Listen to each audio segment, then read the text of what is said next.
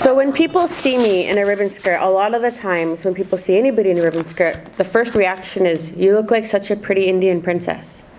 And there's something that I really need to teach our young women about the term Indian princess. The first image they believe is the lies of Hollywood, the image of the indigenous woman stereotypes. Squaw, sexual object maiden, and silent submissive wife. These are some of the pictures that come up when you look online for Native women. Sometimes these are the pictures that come up. These are the pictures and images that our children are taught to look at of what beautiful is, sexy is, pretty is. And it's taught that it's okay. It's really important to teach your children, especially your little girls, about the story of Pocahontas, that she was 12 and that she was sexually assaulted. That she was not a grown woman who ran away with a non-native man to get married. That's not the truth. And Disney lied. And it's important to teach your daughters that Disney lied so they don't follow that idea, because it's important to understand these stories and how important they are in regards to who we really are. Next slide. This is who we really are. We are the existence of our ancestors. Our existence in itself is a resistance. The declaration that we are still here is a display of the power of the prayer of our ancestors. The truth of our ancestral bloodlines. The backbone of our nations. We are living acts of resilience.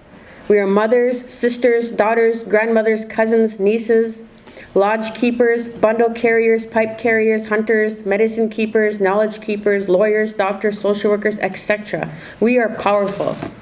Next slide. These are just some of the people that I look up to.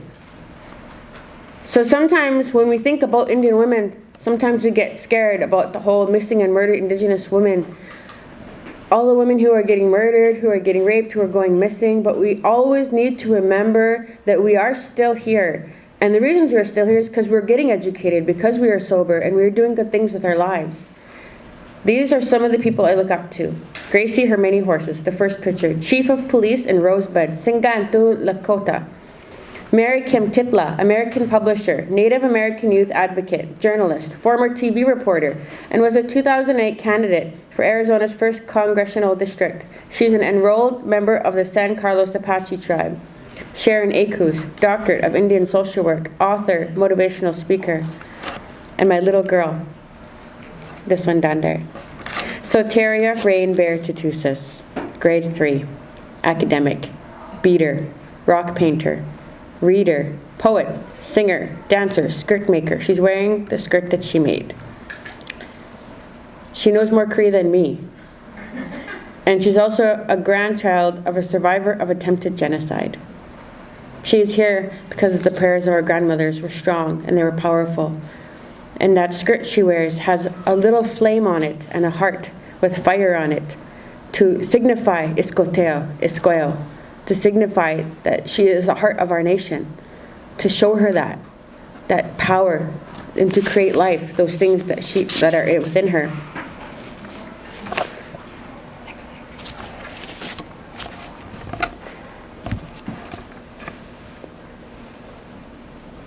This was me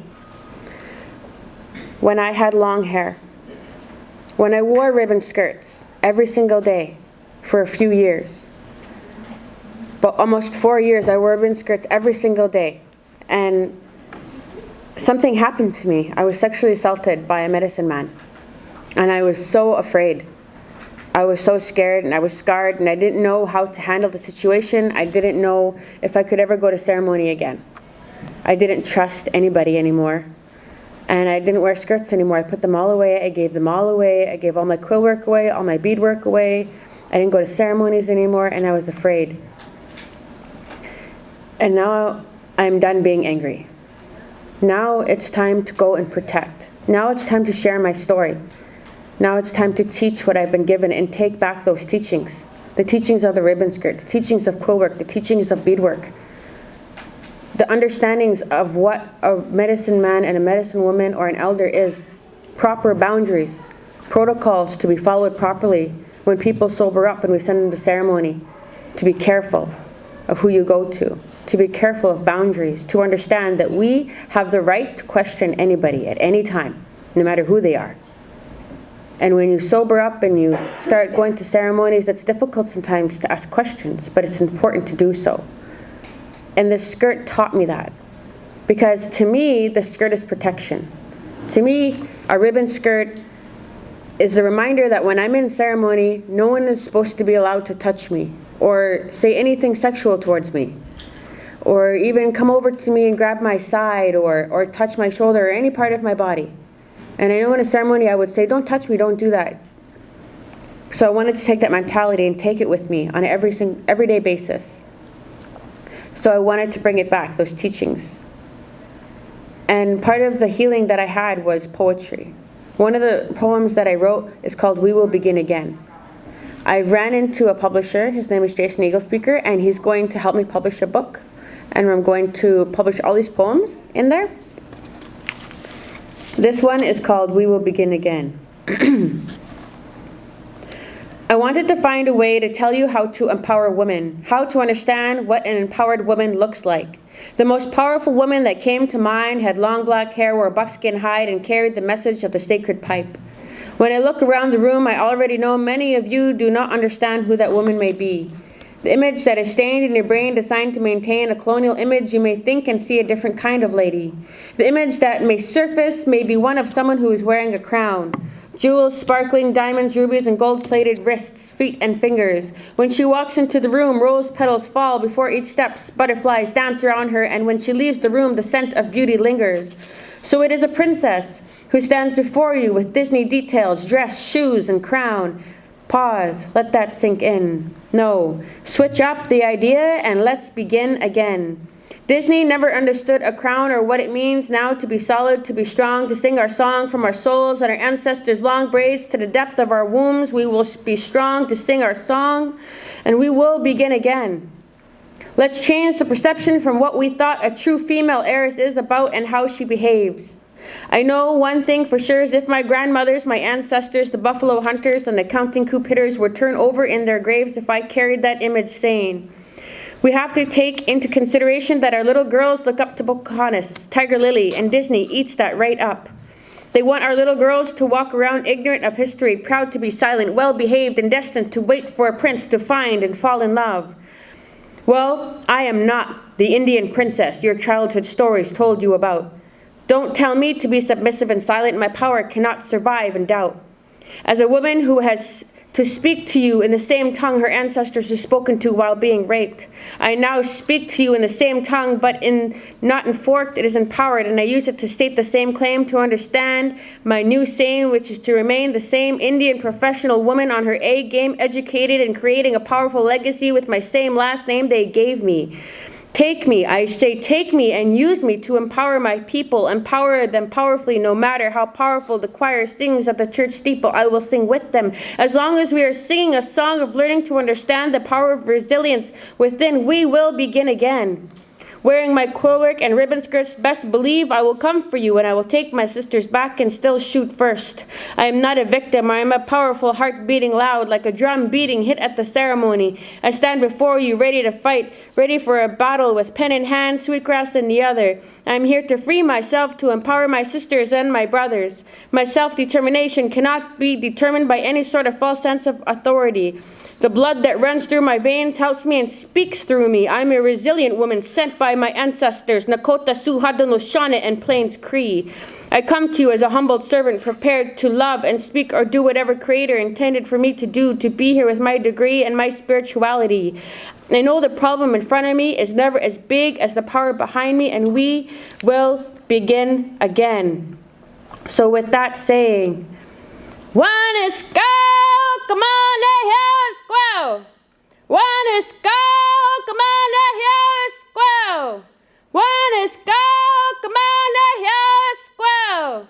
One is go, come on, let's go.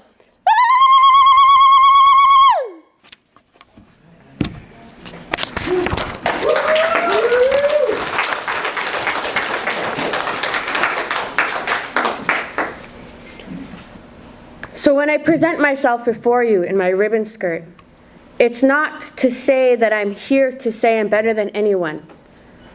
For myself, the things that I deal with or the things that I see on every single day basis is that it is difficult to walk around, to wear a ribbon skirt, to grow our hair long. That in itself sometimes causes stares. Sometimes it's hard to be proud, but I want our women to be proud. I want them to not be afraid. I want them to fight. And for me, a ribbon skirt is like battle gear. To me, I think every single day, it's like a war. That I gotta go out there and that I've gotta watch my back. That somebody could follow me home and potentially kidnap me. That somebody could try and kidnap my children, my little girls from school. But I still have to get up in the morning. I still have to make breakfast for my kids. I still have to smudge them and tell them to be proud of their color of skin, of their hair. I still tell my little girl, even if nobody else has a ribbon skirt, my girl, wear yours on ceremony day. Because one day they'll all have ribbon skirts, and if I have to make them all, I will. I still have to go to work. Even if I get asked, Tala, why do you always wear these things? Tala, why does it always have to be culture? If you're going to do cultural in our workshops, can you make sure to make them least Mount Indian as possible? I still have to sit there and try to bring it back as much as possible, no matter what, and do everything I can, even if I have no money, even if I have no gas and no food and no way to get somewhere. It's important to share that message. And I share these messages with you because for me, why I wear ribbon skirts? For my boundaries. Because one day, when I sobered up off meth and crack and got through ceremony to sober up, my grandpa said, someday someone's going to come to you who was where you used to be and is going to want to be where you are. And you have to pay attention. You have to remember everything. You have to remember everything, what it looks like, what it sounds like, what it smells like, what it feels like. You have to remember everything so that you can tell them how to get there. And so I wanted to make sure that these teachings were there. These teachings of boundaries. That when you wear a ribbon skirt, nobody has the right to touch you, just like when in ceremony, the same thing with every single day, and you don't need to wear one to understand that. For me, it's also safety.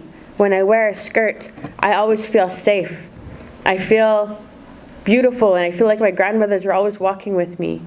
And the beauty for me when I wear a ribbon skirt happens because of the discipline in my mind from making it. From the time it takes to put the material on the ground, to heat up the iron, to iron the material, the slow strokes, to put the ribbons down on the material, the colors, the prayers, and I smudge, and I sit there and pray, and I go and smudge my sewing machine, and I ask my grandmothers, come sew with me. I don't know what I'm doing. I don't know if I'm doing this right. Come sew with me. Come show me how to do this. That connection, to me, that's the beauty of the ribbon skirt. That's the beauty that I see in it. And when I see a woman wearing one, that's how I feel. I feel proud that they have that. And for me, it's about reclaiming my power, the protection, to understand from the things that are in this society. And some of those things I wanted to talk about, but I asked my friend Kathy Pruden to come and speak. She works for the Sexual Assault Center, and I met her when I was getting some therapy in their groups.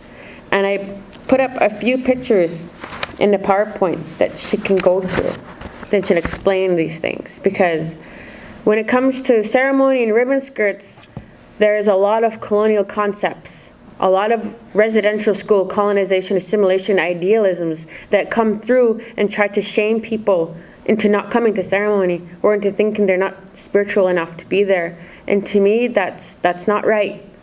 I used to do meth and crack, and they invited me wholeheartedly, and if they hadn't done that, I wouldn't be here today. Sometimes I showed up, I didn't have a skirt. They said, it's okay, just come here. Just come in anyways. It's okay. And that's what we need to do, because our people are dying. Our women are suffering out there. Our little babies are struggling. It's about unity. It's about education. It's about empowerment. And so with these teachings that Kathy's going to give us, I want you to remember these things and share these with your sisters. And when you're at a ceremony, round dance, powwow, somewhere, and someone doesn't have a skirt, Protect them. Stand up for them. If someone tries to tell them they can't be there, stand up for them. Tell them, no, she has a womb. She's allowed to be here. She's sacred. She's making the balance. Being a woman, she's creating that balance. She's a part of this ceremony. It wouldn't be without her. You know, she needs to be here.